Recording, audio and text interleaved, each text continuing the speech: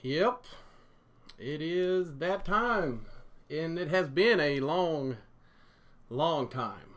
A very long time. Obviously, way overdue time. What do you think? What do you think about those promo vids? I like the one with the muscle dude. It's inspiring me to get back to the gym. Um, just kind of a preview of some things that we have coming up on the media end of things, advertising end of things, and there's quite a few things that we do have in the works. But there are some big there's some big news I want to share with everyone. And that's kind of why I set up this announcement here. It was a bit of a gamble. I wasn't certain that we'd have all the things kind of lined up when I made the announcement, but it turns out that it worked out okay, and we got some big news. So here it is. Without further ado, for about a year now, if you remember back, anybody who's been around, we had a $4 million senior secured line of credit. This was set up back in, I want to say 2013, maybe even 14. It started out with $1 million and it went to $2 million, and then we raised it up to $4 million. In late 2016, we decided that we didn't want to have that facility anymore. Only problem was we were basically in a contract till August of 2018, I think it was, to continue to use that facility. So basically, we kind of have a disagreement with the lender. We was like, hey, you guys made a lot of money off of us. We would like to exit this credit facility, pay you off, and move along. They didn't like that idea, and as was their right, they fought us on it. So after a year of a lot of back and forth, a lot of negotiations, I am happy to say that Labor Smart Inc. has reached a settlement with our senior lender. After a year back and forth, we offered, they accepted, the job is done. I'm pretty excited about that. And I want to elaborate a little bit more on what that really means, and you'll understand why that's important when I get to item number 2 of the news. Okay, so when we did this agreement, this is public information too. You can go, it's in our old SEC filings. If you look at the agreement, not only did we grant them as the senior lender, as is customary, we granted them a first UCC position, a lien on the company. That's fine. But we also, as the amounts increased over time, we had to sweeten the security on it. So I believe it was the very last increase when we took it up to $4 million. They not only wanted the UCC position, the first position on the UCC, but they also wanted a guarantee from the company with all of its assets, and not just all of its assets, but also if we ever had a dispute, they could essentially put the company into receivership.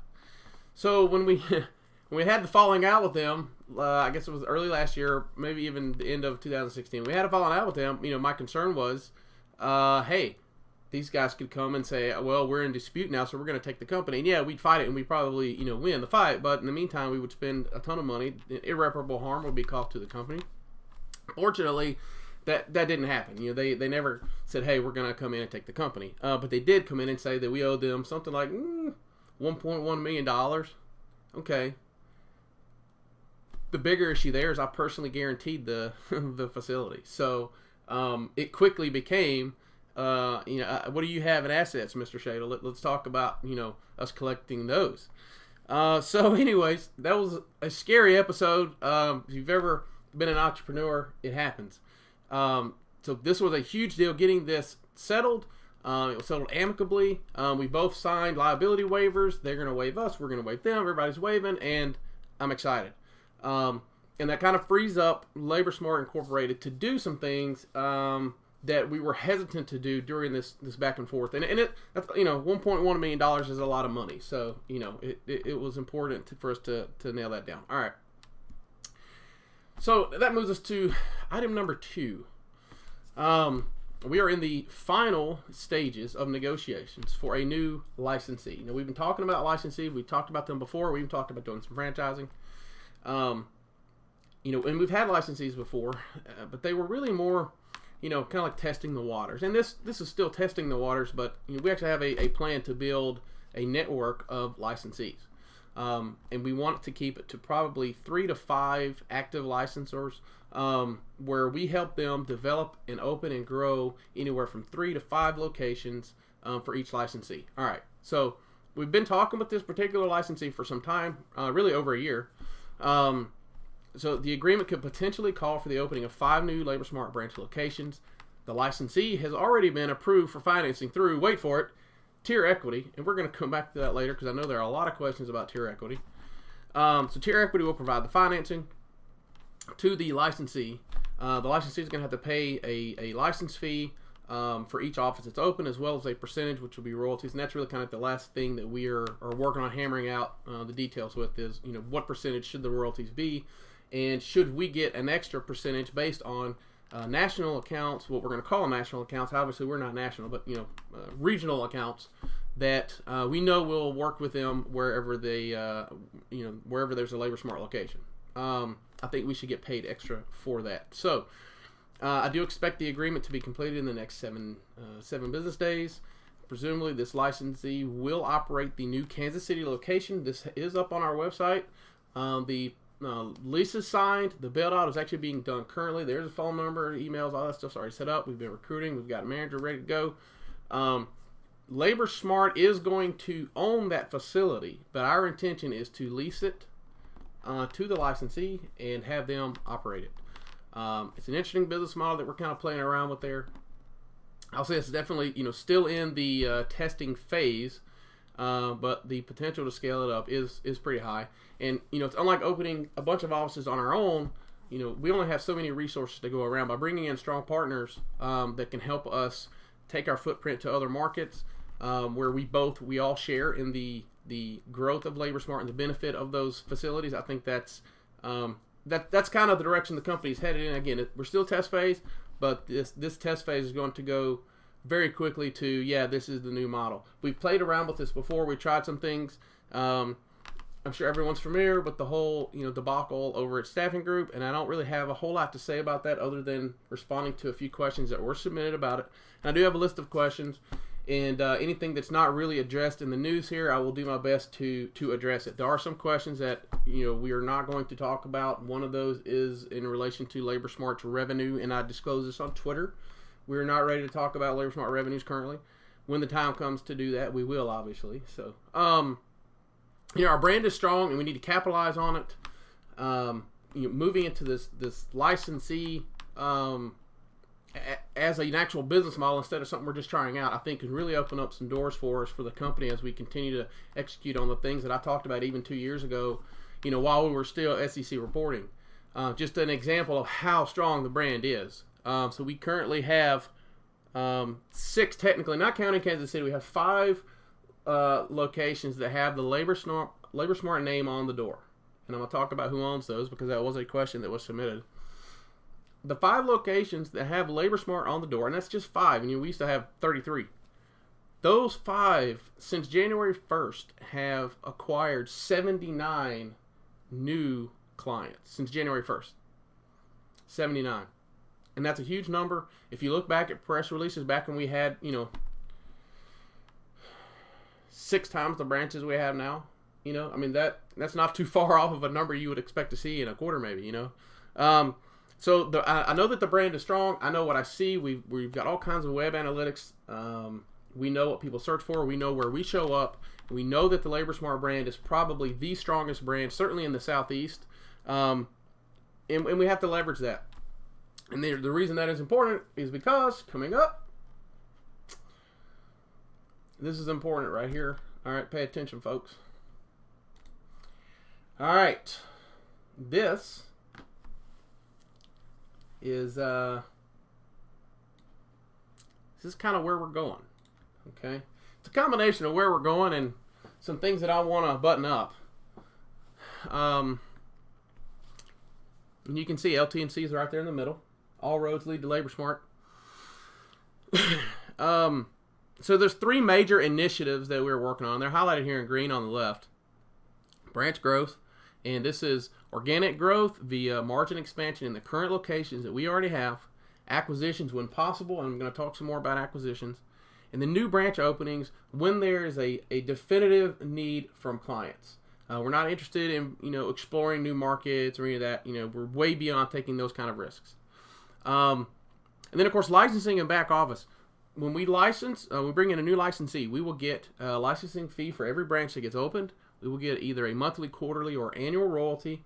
And again, these are going to be licensee specific. If we're giving you a license in Orlando, Florida, you're going to pay more than if you get a license in Augusta, Georgia, for example, because of the market size. So we'll have ongoing incremental revenues via back office services. So Labor Smart, when a licensee come in, Labor Smart can also handle the back office side of things for the licensee, such as work comp claims, even handling payroll, handling unemployment claims, things like that. Labor Smart can facilitate the handling of those back office services, which every staffing business has to have, unfortunately, and it's expensive. Okay. All right. So, and then of course the asset base. So when possible, we want to participate in the real estate ownership of licensed locations, much like the Ray Kroc model, like he did with McDonald's. And then we'd like a minority equity position in the licensees when possible. And I want to talk about that, just for a second here. There's a reason why we want it to be a minority position, because we want to be able to sell that position or monetize that position at some point. Or if we feel like it and we're in a position to do so, we can add to that position by way of contract to have a majority control position. I don't know that we want to go there for a while anyways, and we can talk some more about that. But if we've got a licensee that's going into a really hot market, maybe we give a little on the royalties, but we take an equity position. This is a way for Labor Smart to beef up its balance sheet, okay, without having to go raise a ton of capital. Because let me tell you what, Labor Smart is not in the capital raising business anymore, all right? Okay, so all of this translates down at the bottom here into what I'm after, which is shareholder equity. We want to liquidate our non-core assets, focus on the temporary labor business. That's what we know how to do. We know how to do it better than anyone else out there. All right. We want to continue making settlements on the remaining debt, and I'm going to talk about how much debt we have because everybody's asking. We will repurchase shares when possible, and after those things are done, we will distribute assets to shareholders when appropriate, and that's pretty low on my wish list. But at some point or another, buying shares will be unpalatable. All the debt will be paid. What are you going to do with the money? And so it only makes sense to do distributions out to shareholders, which is an expensive proposition, mind you. Now, all of this on the right side here, you've got tier equity sitting there. we need tier equity. We need that company to be successful. We've talked about that a little bit. There's an ongoing private placement. We filed a Form D with the SEC announcing that. That is currently underway and will be closing soon. We need tier equity because LaborSmart is not financing. We are not borrowing money. We are not interested in selling shares to raise money. Okay? Not interested in either of those things. And by the way, factually, on the record, LaborSmart has not issued a single share of stock since June 30th of 2016. You can quote me on that. June 30th, 2016. Anybody making claims other than that are just wrong. All right. Back to tier equity. Tier equity will finance LaborSmart licensees, not indiscriminately. I mean, look, tier equity is its own business, and just because you want to be a LaborSmart licensee doesn't mean you're just automatically going to get financing from tier. And tier really is looking at each individual branch office and each individual licensee based on their own potential. For example, if LaborSmart does a licensee out in, Tuscaloosa, Alabama, that's a good market, but it's not a giant market. Okay, college town, but it's not Birmingham. All right. Tier may not be that excited about financing something that's in Tuscaloosa. However, if that same person said, well, how about I open one in Birmingham? Okay, well, maybe Tier wants to finance that. But Tier will individually underwrite each potential licensee and each potential office that it finances. And then, of course, down at the bottom next to the Tier breakout there, you see with some asterisks to the side of it, the potential to finance acquisitions.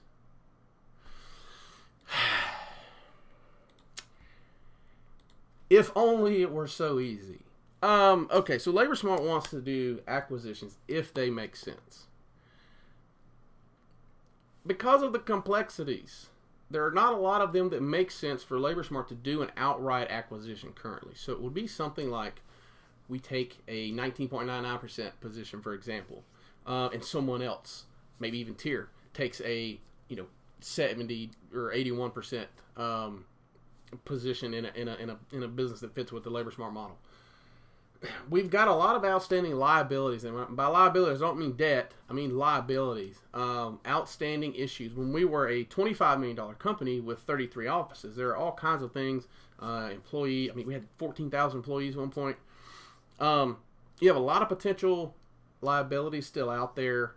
There's a long tail as an employer, as a large employer. There's a very long tail, and we've got at least another 12 months before that tail kind of runs its course. So until that point, I'm not building assets that can potentially get sued for. Everybody, I don't know why, everyone wants to sue LaborSmart, thinking they're gonna, get over on us or whatever. We will fight. We will spend all kinds of ridiculous money on attorneys. So. And we have, and it's unfortunate, but that hurts us. It hurts shareholders. It hurts the employees that we have. I mean, we've got one deal in particular. This is a dispute over like $10,000. We've spent over $100,000 in attorneys, and we will continue to do so if it makes sense for us to do that. So, hopefully, most of that will be behind us very soon. But until that point, it only makes sense for LaborSmart to manage and grow the business that it has. And we do have some pretty aggressive plans to expand the client base and the revenue base for the branches that we have. All right, so let's talk about the branches that we have. And I'm just going to jump straight to the questions. I was actually surprised there weren't as many questions as I really expected. Okay. Before I do that, let me just look over here on chat. I've never streamed on YouTube, so this is new to me. Any questions regarding any of the things that I've discussed so far? If you have them, now would be a good time to say, hey, I have a question. I see Conrad's in here. He says super excited, loved them. I guess he's referencing the ad, the promo ads. So I'm drinking Smart Water, obviously, LaborSmart. Okay, so I don't see any questions, and I don't even know. Like I said, I've never done this on YouTube, so I don't even know if it's working right. But I'll just jump right into the questions that were emailed. Oh, he's there, our Spongy. I don't even know if you can see chat in the stream, so I'll have to go back and look and see how good or bad this one was, the quality and all that stuff. I mean, it's this is new. I used to be real big on Periscope, and I still I love Periscope, But the bit rate's just very low. All right, Kenny Vaughn says, is your labor model going to initially negatively impact the stock price? No, the stock's at zero. It can't go any lower, my dude. You know, I get asked all the time by people about why the stock isn't this, why it isn't that. And I can give you 100 reasons why it's this and why it's that. And I can ultimately tie it to a decision that I made. And the decision that I made, after I made that decision, I made a pretty long list of subsequent decisions based on the first decision and the belief that I had from the first decision. And if someone will remind me, I will come back to that before we go, and I will tell that little tidbit of a story, okay? But I do want to get into the questions that the people that took the time to send them to me. I want to address those. I asked if you had questions to email shareholderrelations@laborsmart.com. That is the only monitored email address for shareholder inquiries, questions, etc. Obviously, a lot of people have my personal email address now. I don't want to broadcast it, but I mean, you could probably Google it. I mean, it's out there. You know, I get a lot of spam. So, Kelly Marino, what's the long term for the share price? All right, we will come back to that. Kelly Marino. All right. So let's talk about the questions. Okay.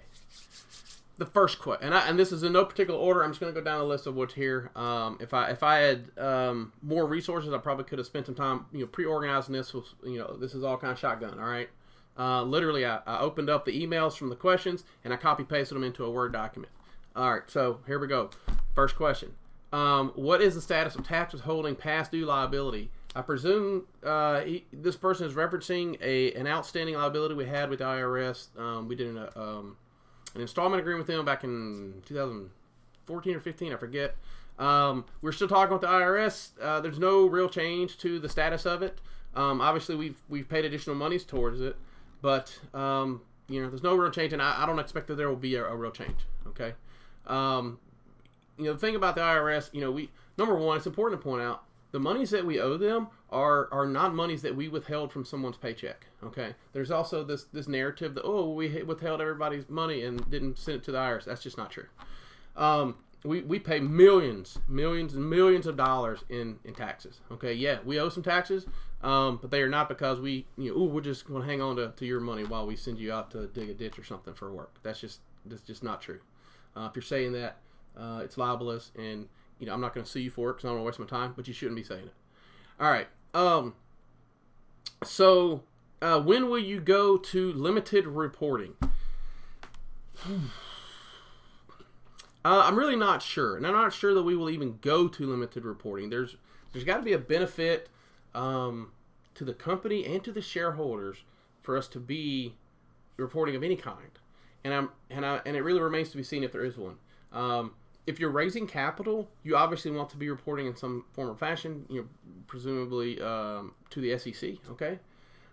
If you're issuing convertible notes, you want to be reporting in some shape, form, or fashion. We're not really doing either of those things. The only benefit that would really come out of it would be to the overall market being able to see kind of what we have going on. But here's the thing. There's a reason why we filed the Form 15. The majority of that reason was the fact that we're going to save $1.5 million over 36 months. And let me tell you what, it is working. Okay. Then there's also some things that we need to do that we don't want to broadcast to the entire world. We do have competitors.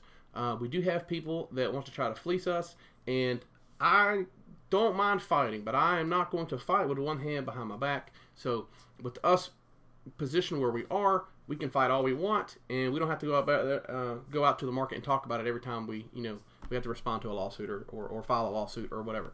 So if you jump into the future, let's say another 12 months or so, hopefully the tail, has run its course.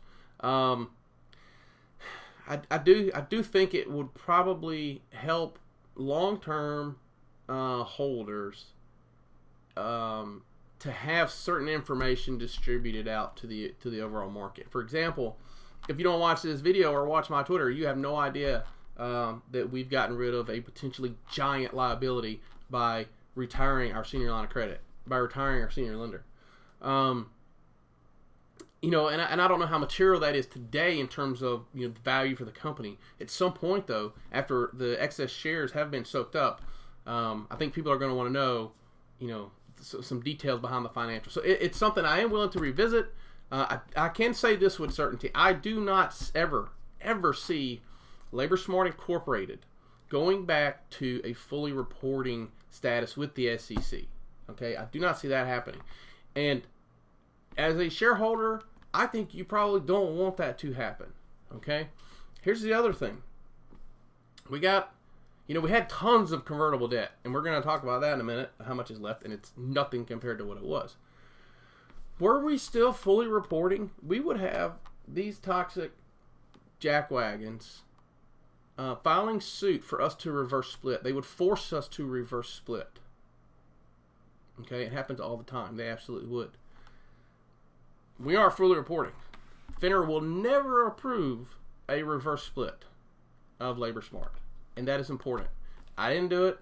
FINRA's going to do it if it ever happens. They can't even sue me for obstruction or whatever. Okay, FINRA just won't do it. I'm sorry. All right, so you don't want LaborSmart doing a reverse split, I assume, and in which case you don't want the company being fully reporting, because that's what would happen. And frankly, that would be the only reason to take it back fully reporting, is if we were going to go do a reverse split and try to raise a bunch of money again, which, again, I'm telling you now, that will never happen. LaborSmart will never go fully reporting to the SEC ever. And furthermore, I will never, ever, ever, under any circumstances whatsoever, approve a reverse split. If someone were to sue us and somehow they got a judge to say, yeah, you have to do a reverse split, I would just quit and wouldn't do it. I'm just not doing it. This is all part of that, all those bad decisions I made. I made a lot of bad decisions as it relates to the share structure and my personal beliefs on reverse splits, which is you shouldn't do them. And it's too far gone now to go back and undo that decision. So I'm just going to stick to my guns. We're just not doing a reverse split. I will never approve one. You can write that down. You can quote me on it. All right. Sorry, I went off on a little tangent there. But that is a big question that we get asked. We actually got asked that by several people. What are you going to do about reporting? Eventually, perhaps limited. We may even go alternative reporting standard, and that's possible. SEC, definitely not. All right. Okay, so in general terms, I'm gonna come back to this one. Okay, yeah. In general terms, what does the plan look like for the next year or two? I can talk about the next year because of the things that we are working on are imminent. And the year after that will really depend on how these things kind of play out. So the addition of new branches via licensing and partnerships, that's like top priority currently to test that model and say, okay, yeah, this model works, or no, we got to go back to outright ownership. Now, LaborSmart does own branches, and I will get to that question when we get to it on this list here. And we do want to increase the number of branches we own. We aren't looking to add 30 or 40 branches that we own outright, at least not at this time. But I would like to add a handful, just because I'd like the revenue base, okay? It doesn't take a tremendous amount of capital to get into a branch, but it does take a tremendous amount of capital to manage a really high volume branch. The amount of money you need to service the payroll and service the clients, I mean, it's ridiculous, okay? The return on equity is horrible. The return on cash is horrible. All right, so with licensing, though, we ideally, we want to own the branch location if we can and lease the operations to the licensee. And that's important because later down the road, when license comes up for renewal, we can make the decision, hey, we'd like to just keep the branch, or, we'll buy you out, or whatever.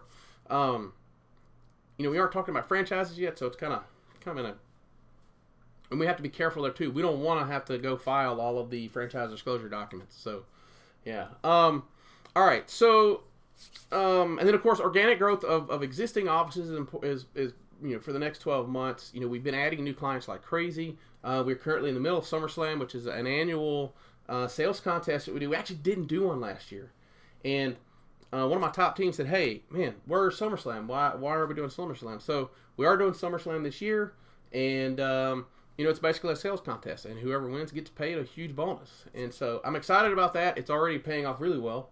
So I'm looking forward to seeing how the summer plays out. The contest runs into end of September, I believe.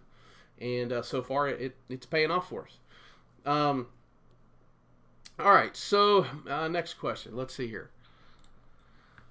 Acquisitions. Okay, acquisitions. We will seek acquisitions that fit into LaborSmart's model and the culture. However, our participation in acquisition, like I said, is most likely going to be limited to a minority ownership structure partnered with a licensee. This is a common theme that you're going to see going forward. We want to stay a minority owner, and there's so many reasons for that.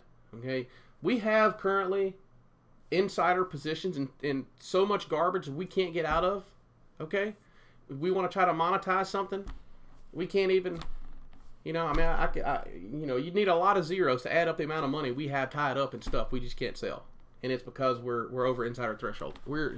That period, that little test, that's over with. We aren't doing that again. All right, so which leads me into what is the plan for AFPW. All right, I actually wrote this down because all right, so AFPW, Alumafuel Power Corporation. It is an OTC pink company, trades at trip 1, trip 2, depending on the day. There's a guy named Henry Fong, which most people are familiar with his name. He approached LaborSmart a couple years ago and said, hey, I'd like to buy some branches. And we said, okay, yeah, we'll sell you something. So we sold some. We were going to sell 3. And the thing was, the way I'd structured this deal was going to really pay us off. We were getting premium dollar for branch assets that were okay performers. I mean, these weren't the best, branches in the world, okay? At least not at the time. We were going to sell 3, and the big payoff for LaborSmart was really going to come on the 3rd one, okay? We were going to sell a branch down in Florida, which we have since closed, and we were going to make a ton on that deal. All right, I mean, I was excited. And Henry Fong dies, 3 weeks before we're supposed to close the deal. The poor guy dies the day before Christmas Eve. And it put us in an awkward position because we just sold these branches. We're still owed money on it. Even now, we're still owed money for some of the deal. What do you do? There was no staff or anything. There was no real infrastructure there to take that over with him passing away. And so with LaborSmart's name being on the door, the only thing I saw fit to do was move in and take over Alumafuel, and that's what I did. And it cost us some dough to get in there and get the votes, okay?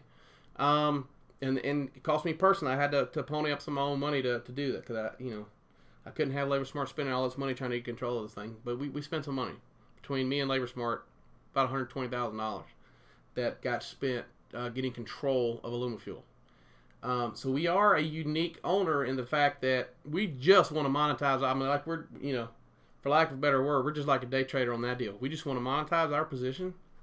And at this point, the time that has gone by, LaborSmart wants those branches back. Alumafuel owns 2 LaborSmart branches. They are licensed branches, for the time being anyways. And LaborSmart operates those, okay? Alumafuel owns them. LaborSmart operates them. And the reason LaborSmart operates them is because there's nobody else around to operate them, okay? LaborSmart is owed money for the operation of those branches, which we probably won't get, okay? If we got the money we put in on the shares, I'd be pretty happy with that. Obviously, I'd like to get a return on it. But we're probably going to have to take some haircuts because somebody's going to have to take a haircut. And the shareholders don't want to take a haircut. And so LaborSmart being the insider, we can't sell our shares anyways. We're going to have to take a haircut to get a reverse merger deal done. And that means probably, I think we've got a little over 400 million in shares. We're probably going to have to take a little haircut on those. If I had to guess, what we'll end up doing is taking a 50% haircut on the shares and then get the branches back. And that, to me, will be completely worth it, okay?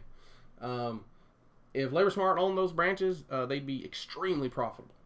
Kenny Vaughn says, are those branches bringing in steady revenue? Yeah, very steady revenue. Because they're not owned by LaborSmart, they don't have access to all the great historicals we have as far as like our buying power and things like that. I mean, there's certain things that we do buy and then sell to them. I guess you would call it intercompany transactions or whatever. But that LaborSmart, we're not in the charity business. We're not running a charity here. And we expend resources that benefit that company. And yeah, we bill Alumafuel for those resources, but it just adds to it. We're, it's money we're not going to get. Okay, the best thing that can happen there is we find a reverse merger candidate, and we have looked at several. More importantly, and I should add this. This is important. We are in talks with a management consultant to come in and handle that whole process for us.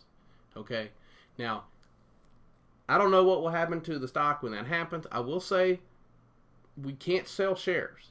Okay, we own the shares. Actually, legally, we can sell the shares. The problem is, it's a Trip Zero company, and our shares have the same problem as these convertible note holders. I don't know if you guys have heard. If you have a convertible note and it's a sub-penny stock and you want to sell your shares, there's no one to get them cleared through unless you take a 50% haircut by an overseas broker. We have the same problem. We have shares. They're DTC eligible shares. They are deposited with a broker, okay, but the broker can't sell them, and there's no other broker we can send them to. So those shares are kind of stuck. So the only deal we can do where we sell those shares is going to be selling them to whoever the reverse merger candidate is, which they're going to want, and they're going to want our voting shares, of course.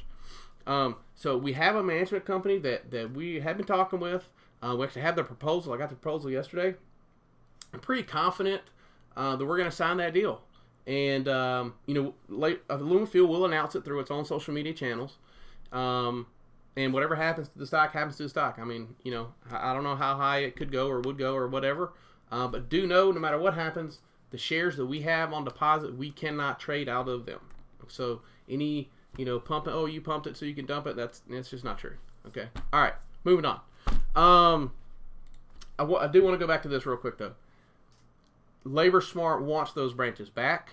And once I have the legal clear to do so, I do expect Labor Smart to get those branches back. Now, we can't go take them. I mean, they were paid for. The majority of them were paid for. Okay?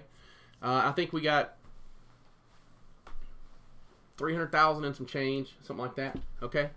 And there's still so many owed. We could probably argue foreclosure, but that doesn't help anything because we've got more than that in the shares. We want the stock to go up so we can monetize a higher deal when we do the reverse merger. All right? But we do want those branches back, and at some point or other we'll get them back. It has to be an equitable deal for Alumafuel. Okay, I didn't get control of the thing to go in there and just take the branches back. In hindsight, I probably could have, but all right. Moving on. Whew, getting long-winded here. It's 39 minutes in. I figured this will take 15 minutes. So I'm gonna have to shorten this up a little bit because there's a few questions I want to make sure we get through them. All right. Will LTNC try to get back to Labor Smart locations from AFPW? Yes, we will. What is the plan for AFPW? Reverse merger. Most likely bring in a management consultant to take care of that. I'm not a reverse merger expert, and I don't have the context for it, frankly. Are mergers and acquisitions on the table for LTNC in addition to new organic locations? Yes. As aforementioned, we would likely structure those differently than we have in the past. We've gone and done acquisitions before. But we would look to do an acquisitions where we have a minority interest in some way to maybe in the future make that a majority interest, like with an option or something. How many of those locations? Okay. How many locations does LTNC have? All right. 3 branches are owned and operated by Labor Smart Incorporated, the entity also known as LTNC. 2 branches are owned by Alumafuel Power Corporation, but operated by Labor Smart Incorporated, also known as LTNC. 1 location is owned by Labor Smart Incorporated, also known as LTNC, but is expected to be operated by the licensee via the leaseback agreement. I expect the license agreement with that group will get done in the next 7 days, and they will take over operation. There's nothing that operate currently. It's just build out happening. There's no business there yet in terms of clients. All right. How much convertible debt does LTNC have? Write this down, folks, because anybody who says anything other than this number is wrong. And it's actually not a definitive number. I'm sorry. It's not an exact number. It's less than $600,000 in face value notes. That's right. Less than $600,000 in face value notes and convertible debt. You can write that down. You can record it. This will be recorded anyways. Labor Smart, LTNC, has less than $600,000 in convertible debt. Write it down. All right. Kenny Vaughn, so 2.5. No, it's 3. 3 branches owned and operated. It'd be 3.5 by, I see what you're doing there, but yeah, 3.5 is what that would be. Kenny Vaughn, so 2.5 branches owned, and he's got a little cool winky face there. He or she, presumably a he. He's making a joke about the half branch that will eventually be owned by the licensee. I like that. All right, so confirm convertible debt less than $600,000 in face value notes. Okay, anyone who quotes a number other than that is just wrong or lying. All right, how will tier financing work? Tier equity, TYR. How will tier financing work when financing LTNC locations? Will it be at a set interest rate? Okay. Initially, tier is limited to financing LaborSmart licensees only. Now, I control tier, so I can change that anytime I want, obviously. But here's the thing. It's already such a conflict of interest. Okay, and I can tell you, in the offering documents for tier, there's like this giant, bold paragraph that says, huge conflict of interest. See also LaborSmart Incorporated. Here's the thing though, the guys that are investing at them, they know that already. Okay, and that's really where the opportunity is for tier. You've got a hugely recognizable brand, LaborSmart. You've got an opportunity. Look, nobody knows how to open these branches and get them profitable faster than LaborSmart does. Okay, you're looking for an opportunity to deploy some capital. You want to deploy it in a LaborSmart because let me tell you, you finance the open, but you also get to finance the receivables, which turn every 30 to 45 days. Actually, right now, LaborSmart's DOS, days of sales, DSO, whatever you want to call it, it's probably less than 30. It's probably like 22. It's crazy how the collections machine is working over here. Okay, so if you're trying to put capital to work and get a huge return on it, investing your money into the receivables of a LaborSmart licensee is a good investment. Okay, the people that are investing in tier understand that. They have I don't feel like they have issues with it, or they shouldn't do the deal. Okay, all right. So there's a lot of conflict of interest there, and initially I want to just make sure they're very clear that LTNC is LTNC and tier is tier. There are no commingling of funds, or there's not even commingling of any kind of resources whatsoever. Like tier have its own computer, there's no sharing of resources. All right, and we want to keep it that way, particularly while we're going through underwriting everything. All right, so let's see. Why do we need tier? Okay. LaborSmart needs to. We do have $600,000 is not a tiny amount of liabilities, and there's some other liabilities too. Not debt, but LaborSmart needs growth to pay those things down. LaborSmart needs growth to be able to continue to buy back shares. And yeah, I said continue, and I'll come back to that in a minute too if you want. We need to grow. Staffing. If you're not growing, you're dying. Okay. But it's hard to do that if you can't go raise capital. It's hard to do that if you can't issue shares. And if you can't issue shares and you don't want to borrow money, you're kind of limited, okay? The license model allows us to go get that growth. Having a ready-to-go financier of those licensees allows LaborSmart to really put the fuel on growth opportunities with the licensees, okay? So we need, if I couldn't have gotten the investors for tier, we would have went out and worked a deal with some finance company or something, okay? Because there's a huge opportunity for LaborSmart, for LTNC, to get those licensees out there. There's also a huge opportunity for tier to make a ton of money by helping LaborSmart expand its brand, okay? By financing the licensees, all right? So we want to grow and increase the revenue base, and doing it through these licenses and partnerships, it lets, maybe we don't get quite the growth that we could otherwise if we were opening them, on our own and have 100% ownership of the branches. But, we're being choked with liabilities and legacy debt. And so until those things are gone, this is the best model that I've been able to put together. All right. So, all right, let's talk about the convertible debt real quick. The convertible debt that is there can't get shares. They aren't getting shares. They're just not getting them. Okay, you can write that down. They got the message already. That's why there hasn't been a conversion in 2 years. It's just not happening. Yes, they could go get an attorney and they could blah, blah, blah, blah, blah. People have tried it, and that has not occurred. That hasn't worked out well for anyone, and it won't. Okay? Here's the thing about the staffing business. It is, it's very people driven. It is relationship driven. You can't come in to any staffing company and try to strong arm your way in. Companies have tried that before with us and with other staffing companies. And you end up strong arming your way into a company that just walks away. I mean, the staff leaves. This happened over, I mean, look at, this is public information. You can look at the staffing group and see what happened to them. Management comes in, boom, everybody, things dead. I don't know exactly what happened, and I don't want to know. Okay, and for all intents and purposes, yeah, technically, LTNC is a related party.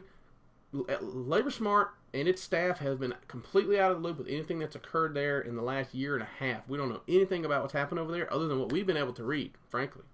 Okay, I got a phone call. Hey, this guy's closing my branch. It's a good market. I'll step in and reopen it, basically. Okay, my name's still on the lease. So we did that in Nashville.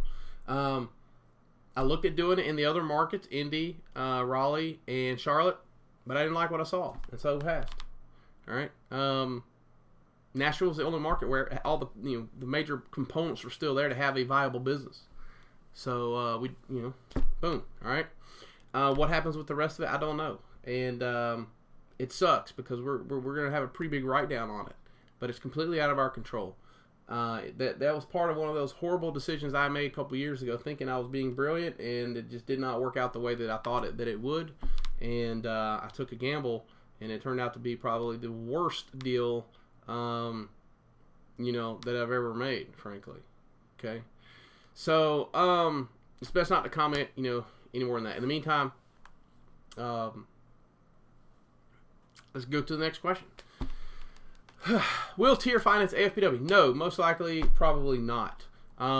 Tier may not be limited to Labor Smart only, but it certainly will be limited to staffing, at least probably for the first 12 to 24 months.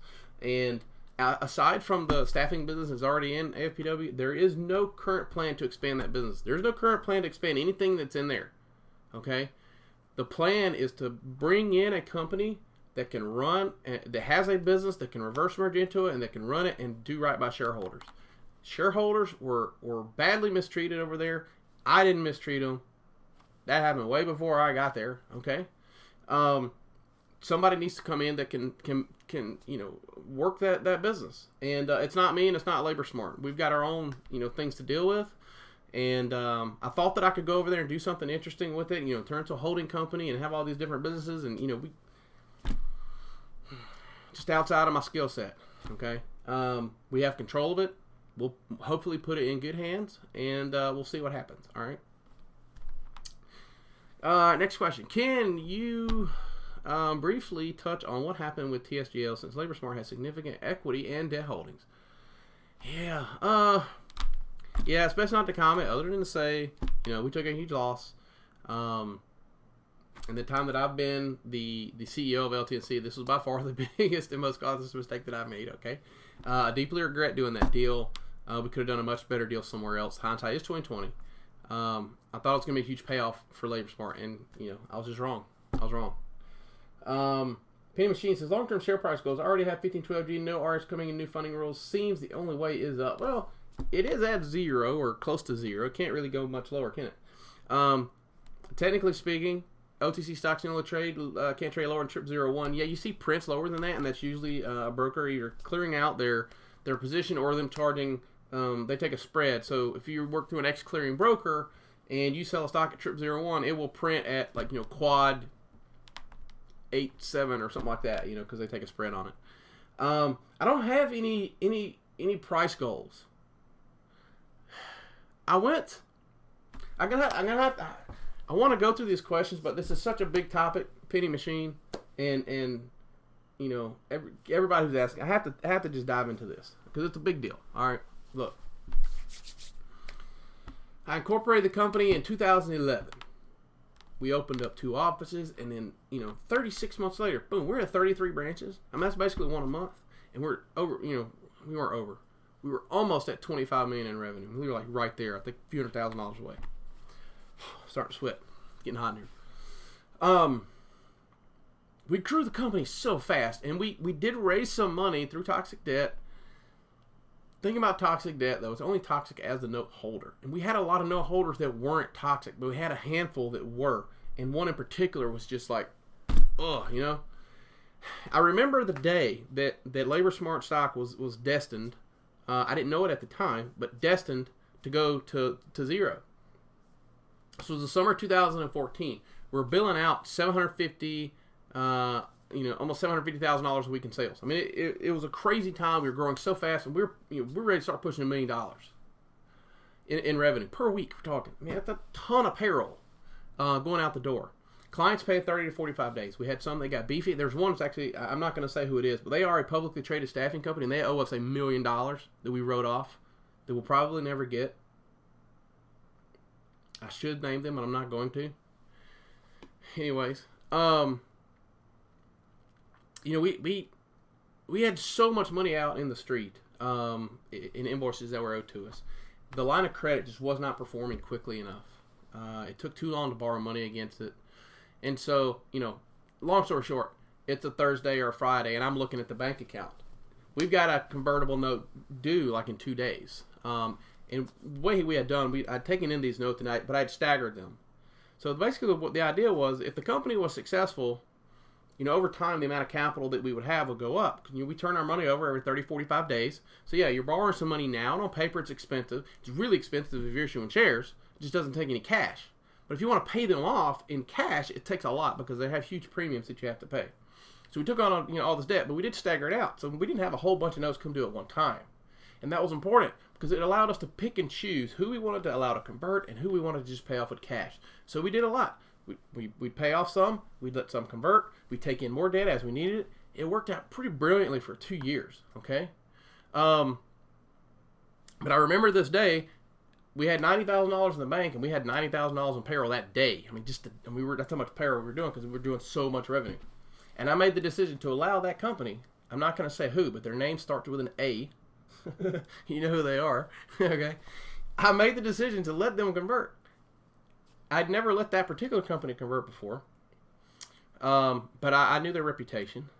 But the thing was, it was a tiny note. The note itself was like $80,000, and we at the time, LaborSmart was trading $50,000 a day in volume. I really didn't think that note. I didn't think that note could really hurt us. Okay, I figured, yeah, stock will go down a couple pennies, big deal. Here's the thing: a lot of people don't know this. I was standing right in front of it. I mean, you can go back and look at filings, but when they were selling, I'm buying into the selling. Okay. Personally. So, that hurt. But I really didn't think that they could hurt the stock. All right. So, but that started a chain reaction. The stock went from like 25 cents down to like 20. And then the next thing you know, like one day it was at, less than a penny. I mean, it took, I think 3 weeks total to go from 20 plus cents to less than a penny. Maybe even less than that. And so I had to make some decisions, basically as this was occurring. Do I reverse split the stock? And, they would continue converting and selling because at this point we needed all the cash we could get just to keep up with the revenue growth. Okay? I mean, we were growing at 10, 15% week over week. It was insane. And we can do that again too, by the way. We're growing really fast. And the decision was, keep the growth and let the share price do whatever or worry about the share price. Initially, I really didn't think the share price could get hurt, and I'm getting back to your question, Penny. I'm sorry, man. I went off a little tangent there. When it came down to it, though, when the stock got down to 111 and I had to make the decision whether we were going to do a reverse split or do whatever, I made the decision that it just wasn't something I was capable of doing, a reverse split. And in hindsight, I should have reverse split the stock in the fourth quarter of 2014. I should have just reverse split the stock. Where we would be right now if I would have just reverse split the stock. We would have 100 offices doing 200, 300 million in revenue. Nobody would even care what happened in 2014. But I had friends, family, staff, clients, people that I knew, people I grew up with that were investing constantly into LaborSmart. Probably people that are watching this, investing constantly into LaborSmart stock, even as it was going down. And a reverse split will probably wipe them out. At the time, it seemed best to me to deploy what resources I could get my hands on to try to clean up the share structure and get rid of the debt and all that. So I did all that. I mean, I did, you can go back and look at Kenny Vaughn said if it goes back to 20. If it goes back to 20, I'll buy my own Lamborghini. All right, I got a lot of shares. Okay, so when I made this decision, I was like, look, if we don't reverse split it, what are you gonna do? Well, I took every basically dollar I had, okay, and I tried to buy up the stock. This happened at the end of 2015, going into the beginning of 2016. Most people watching this probably remember that time. It was, I thought it was going to, initially when I did the first few purchases, I thought it was going to be like real quiet. I didn't think anyone would even notice. But it turns out there are actually people who do day trade these 000 stocks. And, at the time, the idea of a 000 stock was completely foreign to me, other than investments I had made that didn't work out, which is why I hated them so much. I had invested in 2 companies and took just complete losses that were 0001 companies, and it turned out they were complete, frauds. I never imagined LaborSmart would get even close, not even a penny. I remember making a statement, LaborSmart would never go less than a dime. I remember telling somebody that because I really believed that. Okay, obviously I was wrong, but I really believed it, and I do hope that they didn't buy stock based on me telling them that. And if they did, I'm probably in trouble with the SEC because you can't make that kind of statement. But I really believe there was no way LaborSmart could go less than 10 cents. Okay, so obviously, my attempt to clean it up didn't work. I started buying up shares, but day traders came in and they just bought it in front of me. I mean, I don't even know how, but some of them got their trades off before mine even went off, and I kind of came out of nowhere with it. Really, the stock had been dead for 3 months, sitting at no bid, and I remember I called in the order. It's like, hey, I want to buy 300 million shares of LaborSmart LTNC at 0001. Put the order in right now. There was almost 1 billion shares sitting on the ask, and I think I only got filled on 100 million or so of those shares. The rest of them, I don't know who filled them.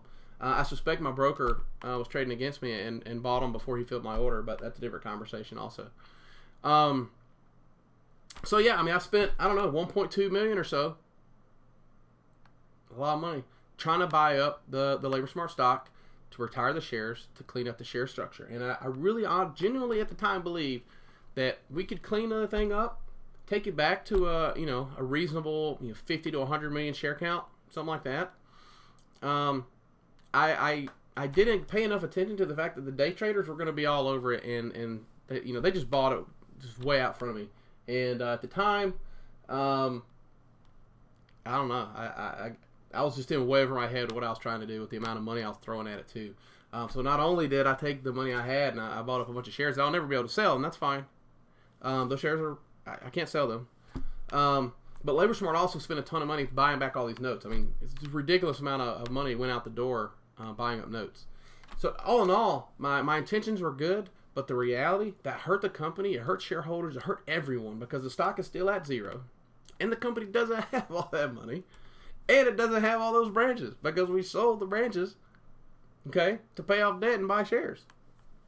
Bad idea. I should have just reverse split the thing. So, sticking with the train of thought there, why I can't reverse split it now, why I wouldn't bother going to the SEC and reinstate it and all that. There's just no point in it. Look how much money I've already spent to be where we are. At least we are where we are. The amount of shares that are out is unlikely to change. Okay, the company doesn't need to go out and raise a bunch of money. We do need to find ways to grow, which is where Terra Equity comes in. But we're not going to do a reverse split and go sell a bunch of shares and take on a bunch of debt and all this. That's over with. That also means we're not going to go open 100 offices this year. So you have to take that into context. I believe we can be a profitable company with a better share count, with no debt. It's going to take a little more time. We have made tremendous amount of progress, okay, in getting the stuff paid down and paid off. I mean, the news today of the retiring our senior facility, that's huge, okay.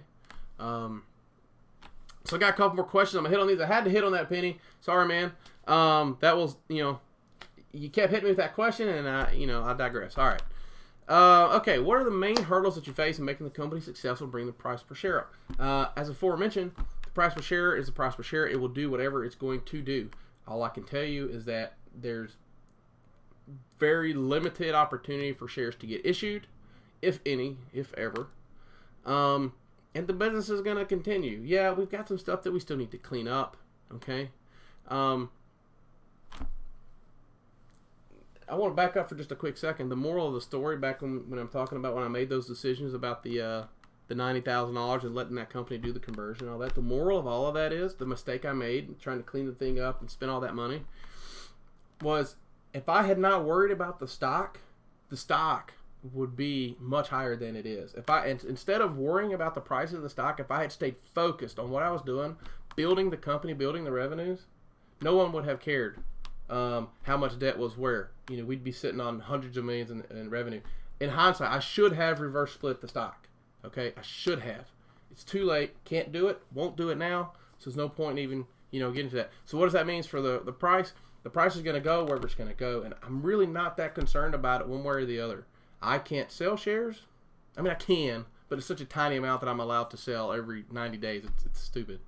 It would take forever to liquidate my position. Okay. So the value of the shares are not that important to me personally as far as that goes.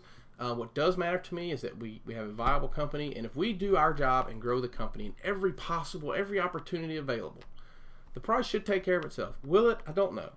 But I have to believe if we buy shares and we pay off the debt, that the price will go up. Okay? That is my hope. All right? What's the schedule for company updates in the future? This was really kind of an impromptu thing. I really had no idea it was going to... this thing's going on an hour and 10. We're getting into some time here, okay? I don't know. I've been hesitant to talk to shareholders in an open format like this for so many reasons. Primarily, I don't want anybody to think I'm out trying to do some pump. That's why I'm just trying to be very clear on the amount of shares that have been issued in the last 2 years, which is 0. Okay, and I don't know that it helps the brand a whole lot when LaborSmart talks, and the primary conversation is, what's up with the share price and the convertible debt? I don't think that helps the brand very much. So I don't know about future updates. I think probably the guiding principle going forward will be if it's substantial news, and I've never been a big fluff guy, despite what you might read on whatever message boards. I like to release news only news, not fluff. I don't even like doing those warm and fuzzy PRs where you do some charity thing. Okay, all right. So, if it's substantial, like what we're talking about today with the retirement of the senior lender, I think we'll probably put that out in a similar format. Also, I do have intentions on talking more. Not so much about the financials and the shares and the stock and all that, but about, brand opportunities. We do want to be more communicative, and we have a real issue now with content creation as we're trying to market the LaborSmart brand and what we bring to the market, what we bring to clients who work with us. We really want to invest in that, and to do so, you have to have a tremendous amount of content, and who better to sell the company than the CEO. Actually, it's probably people that are way better at it than I am. But I don't know that anybody's going to be more passionate about it than I am. So, I'm a good starting point at least, right? What goals do you have the company that you want to achieve? Can you lay out the goals on a calendar so the investors can hold you accountable for them? Wow, that's a good one. Currently, no. I'd be reluctant to put out any kind of calendar. Again, for the aforementioned, it's a pump and dump, he's just trying to promote the company kind of thing. I want to avoid any of that because it hurts the brand when people are having those conversations. What goals do I have the company? If you look at the layout doc, and what I'll do here is I'll post this up somewhere where you can get access to it. The layout doc that this right here, okay. This, if you look at this, you can pretty much figure out where we're going and what the plans are. Okay. So, this is a pretty good model. All right. Branch growth, licensing a back office, improve the asset base, improve shareholder equity and shareholder returns. You can pretty much see what what it is we're after there. Okay. And let's see. I think that just about wraps it up. Let me just make sure. Okay. Why will this time be different? Why should we trust you? We're on the OTC. I wouldn't trust anyone. Aside from that, okay. I don't know that I have a good answer. I don't think there's any CEO of any public company that you should trust. I definitely think you trust but verify. Okay. Here's what I can tell you factually, though. I have a ton of money myself tied up in LaborSmart. In fact, my entire personal mini fortune that I had, okay, small fortune. I mean, I've made and lost a small fortune a couple of times, but the last one I had is entirely tied up in LaborSmart for the most part. Okay, I got a few bucks laying around, when I get bored, but it's all in LaborSmart. Okay, so for me, I'm emotionally attached to LaborSmart. These other companies, that I've worked with in the past and think, I'm not emotionally attached to them. There was a time where I was emotionally attached to Labor Ready, which is now known as True Blue. I got my start in this business there, and I think I was more emotionally attached to the people there, particularly my boss, my mentor. I had a couple of them, but that was 20 years ago. Okay, and I haven't been emotionally attached to a company since then. And LaborSmart is it.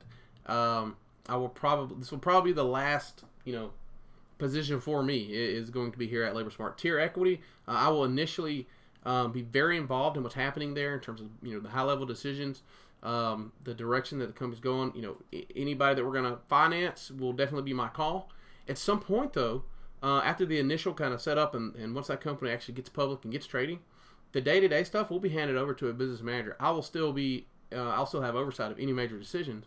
But the day-to-day, managing receivables and that kind of stuff, that'll get handled by a business manager. LaborSmart will be my focus in terms of the energy I expend on a daily basis. I do think there will be some inherent benefits to LaborSmart as the Tier Equity deal kind of comes to fruition and gets built out. And there's some things we can do down the road. Like I said, once that tail kind of runs its course, 12, 18 months or so from now, there's some things that Tier can look at doing. And I got some ideas I don't want to talk too much about, but there's some things Tier might can do with LaborSmart that would be interesting. Okay. So why will this time be different? I don't know. It's a different strategy, that's for sure. And the stock can't go down from trip 0 or 1, not officially anyways. You can get a print, but I don't have a good answer for that, my friend. So this is all the questions I had. If you have any others you want to ask right now, I think you should do that because I'm here. I'm ready to answer your questions. If I have not addressed a question you have, you should do it now. It's lightning here, so I may lose power soon. I don't know. Yeah, penny machine. The new rules are interesting. Okay. But there's a company overseas that's selling that paper now, and basically what they do is, so for the toxic note holder, they put their shares with that company that's overseas, and they take a 50% haircut on the shares that get sold. Okay, so yeah. Why is it necessary to communicate to a shareholder if it doesn't matter share price as much as I love you, Conrad? Why not keep it super quiet? Man, yeah. I prefer to keep it super quiet. I mean, for the last 2 years, I've basically said almost nothing with the ticker symbol mentioned in it. Okay. And this was just a big deal. This was such a big deal. I had to get this out there because it's part and parcel to what's coming next. And to me, protecting the brand. If I could go back and do this all over again, LaborSmart Inc. would have been named something else, and LaborSmart would have been a subsidiary or brand of it. Because all the BS that we've had to go through, and 99% of it is just BS, has hurt the brand. The brand is the golden goose here, okay? It is the golden egg. And, some of this, the stuff that gets said, it hurts the brand. And, yeah, so when we start talking about licensing the brand, I think the information being out there that we legally can license it to anybody we want now, whereas before, without the settlement agreement, we probably could have ran into some trouble with that senior lender because of the provisions that were in there that gave them just basically ultimate control of our receivable. I never want to be in a position where someone else has control of our receivable ever again. So that's why I guess, I agree super quiet is probably the way to go. Kyle, Rasinski. I hope I said that right. Missed the beginning. Was AFPW talking? Yeah, AFPW. We are looking to do a reverse merger. I am talking with with a particular management consultant firm to take over that whole process. The 2 staffing offices that are owned by AFPW, I do want those back at LaborSmart sooner than later. And it is just only a matter of time before that occurs. I do think AFPW will get a reverse merger deal done. I don't know when it will be. It is in my best interest and LaborSmart's best interest as the largest shareholder to get a deal done. My prior plans to try to build AFPW into a holding company, and I've said this already on social media, those plans are completely off. We want to do a reverse merger, and that is all. Okay.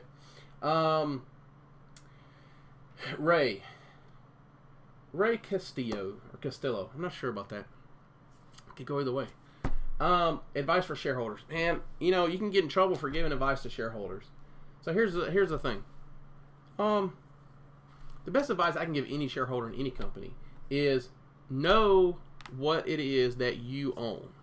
As best that you can anyway on the OTC, because there's a lot of garbage. I remember when we took LaborSmart public, I remember thinking, man, we're going to be like the only legitimate company on the OTC. We're going to get such a premium for our stock. I mean, this thing's going to go to $20, especially if we build up a few million in revenue. Imagine my surprise after a year, the stock didn't even trade. I mean, we were putting out press releases constantly about the revenue growth, and we were growing so crazy. I mean, think about it. You got a company that's starting trading basically with zero. The first time we put out a press release, we did $250,000 this month. Man, it was amazing. I don't even think the stock traded. Nobody knew we were there. And it turns out if you're on the OTC, unless somebody's already watching you, they don't see you. So it was frustrating, and I don't know what we could have done different really. But know what you own. Understand the dynamics of what's happening at the company. Like I said, sometimes it's hard to find out those things. There are a lot of scammers out there, and I'm sure I get called that plenty. All right. And in my mind, and hey, I got a huge ego, okay? In my mind, I'm the most honest guy on the OTC, probably one of the most honest in the world, because I'm a very honest guy, and I'm very upfront, and I'll just tell you what it is. There's nothing in it for me to BS about it, okay? But that is something that someone with a huge ego would say, so I don't know if it's genuine or not. All right. Yeah, Conrad, know what you own. Know what you own. I mean, if you own stock in a company, go check them out. God, I wish I had done this. I bought stock in Paso Corp back in 2002. It's supposed to be a staffing company. I bought, a ton of stock. It's 000 stock. This is my second and last, really, as just a private citizen, stock trade in 000 land. I bought a bunch of shares. Turns out the company was completely made up. I mean, there's like nothing there, Peter Machine, yes, but you fully understand it now. Only way to go is up. Trader's perspective, limited selling is good. What is it? Okay. So, yeah, I understand it now, and there's so many things I could have and would have done different, but, that doesn't change where we are. But what I can do is I can change what tomorrow looks like. We still have the best brand in the on-demand temporary labor business. There's no one else that even comes close. Labor Ready would have been, like, the brand, okay? But guess what? They're gone. It's not Labor Ready anymore. And I'm happy about that. We just need to leverage that. And it doesn't take a lot. I mean, we can go open up branches. It doesn't take a lot of money to do that. We got to have the resources to be able to fund the growth, though. And I'm taking care of that with Tier. I firmly believe that Tier is going to be able to come in and play a big part in that. And down the road, once we've gotten all of old legacy liabilities behind us, Tier could come in and do some big financing for LaborSmart. I may not be able to be the CEO of one or both companies when that happens, but that's a possibility. Larry B., what is the LTC current share structure? Man, I so want to give out this information.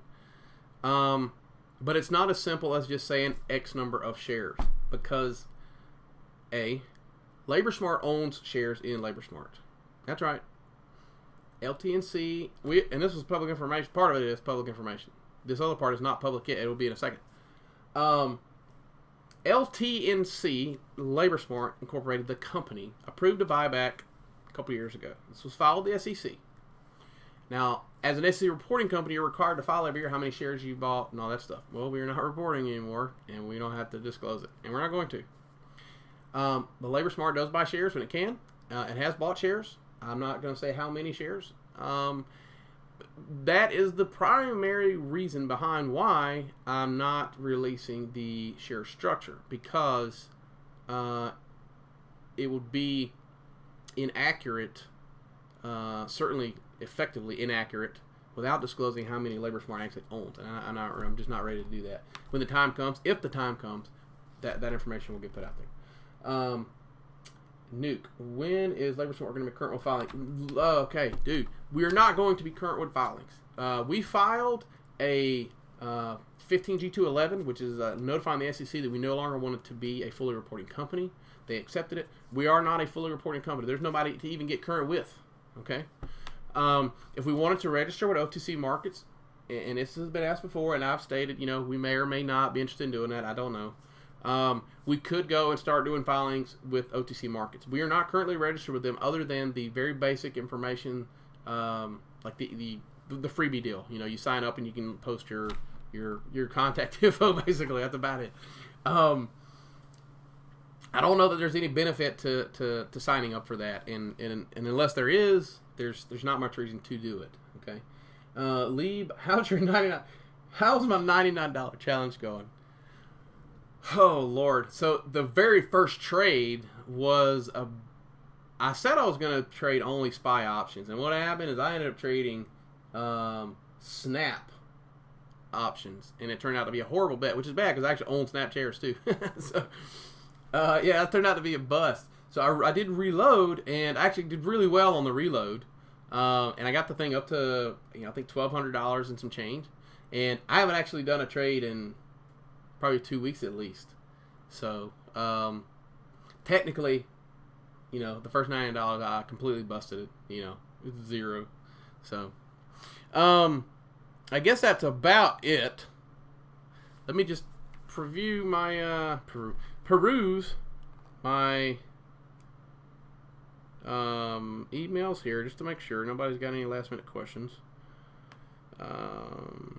So somebody actually texted me and said, hey, will there be a replay available? I think that's more or less what he's asking. Yeah, there'll be a replay available. Blah, blah, blah, blah, blah. Nope, no questions. Okay. Oh, here's a question. You haven't issued any stock since 2016. I've bought shares recently. What's that mean for me?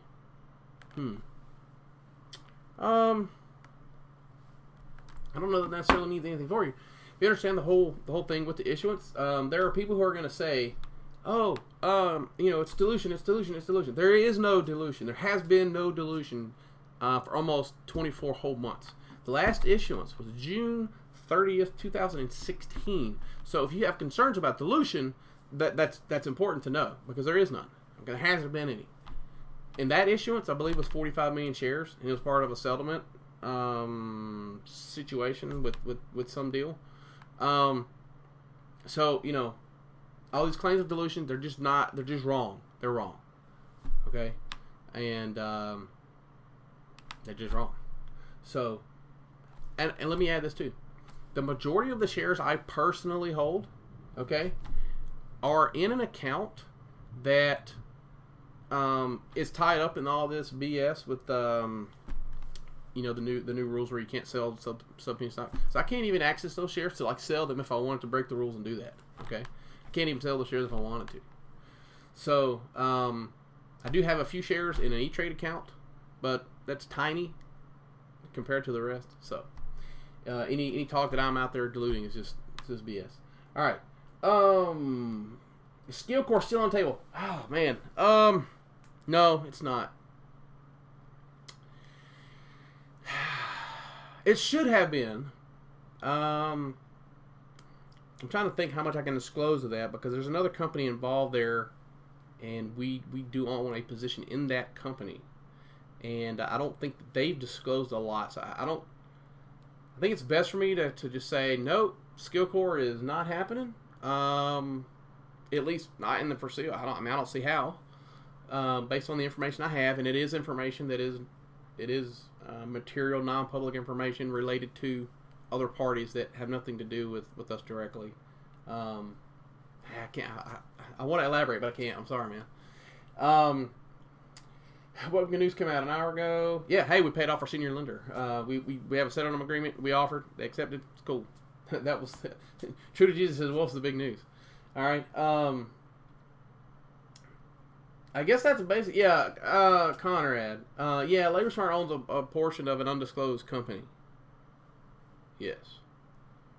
You'd be surprised what we own. We actually own a lot of stuff. It's not all good though. I mean, I say that, but it's not good because there's a ton of stuff we can't get out of. You know. So, I had some great intentions with some of these deals that we put together, and we laid out a ton of capital, and they should have paid us off. It should have worked out, but did not. Oh, well, okay, so the thing about Periscope versus YouTube, this is on a PC. Periscope is almost, I mean, you can do it on PC now, but, before I was always doing it on mobile. But the cool thing about it being on PC is this is actually, I actually have this set up like to, stream it this way, you know what I mean? So, I've got two monitors set up here. One's got the chat, one's got all the stream stuff. So, anyways.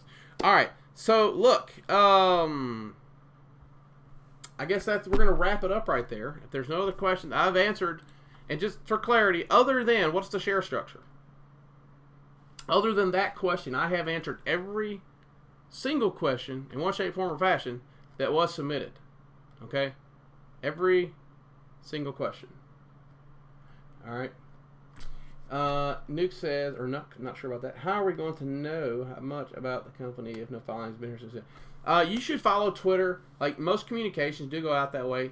As Penny Machine was alluding to earlier, we haven't talked a whole lot about the stock, and we don't really want to. We are a non-reporting company, and we don't. There's a lot of companies been getting halted and all this crazy stuff because they're out there doing things that we do. We just want to be a business. We've got shareholders, and those shares happen to be publicly traded.